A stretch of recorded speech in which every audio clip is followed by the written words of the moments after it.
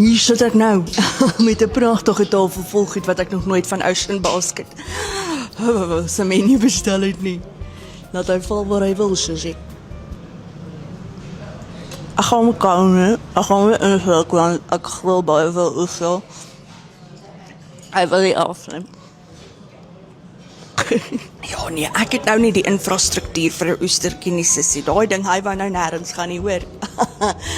Hy wou ontsnap.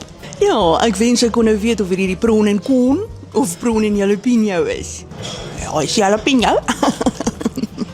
Dit in my esophagus. Ja.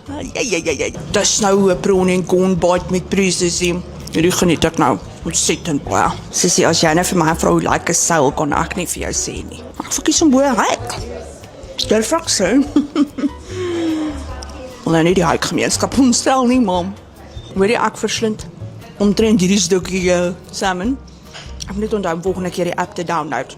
Die Ocean Basket app, want jy kry nou 'n punt. Nou die reward system. Hy gooi. Ja. Jy kry 'n lekker freebie. Genau, en dan as jy daai puntjies bymekaar skraap. Fin en al. Oog en al. Hier kyk ons. Kyk hoe kyk hy vir my.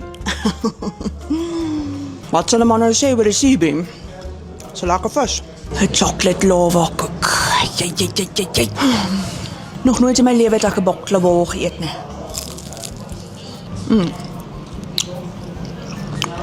Dis nou lekker ding. Jy kan ook Burn the Bill op die app speel. So, as dit op burn val, dan betaal jy nie vir jou rekening nie. Nou, eet jy vir niets, sê. My top 3 vir vandag is hierdie prawn kon ding. Gorgeous. Really, dis regtig lekker vir my. Dan mans is hierdie stukkie salmon. En hierdie bottersous, jy weet dit kan 'n stapel voedsel vir my wees. Ek koester 'n stukkie salmon. En dan hierdie baklava. Hoor jy, hier's nou 'n neterigheid en 'n soeterigheid en 'n stunning. Situos, polshols daar aan die gang. I love it. Ja, dis nice man. Dis dan dit, hè? Wat sal 'n man nou sê oor al hierdie dinge? Wat sal 'n man nou sê oor al hierdie dinge?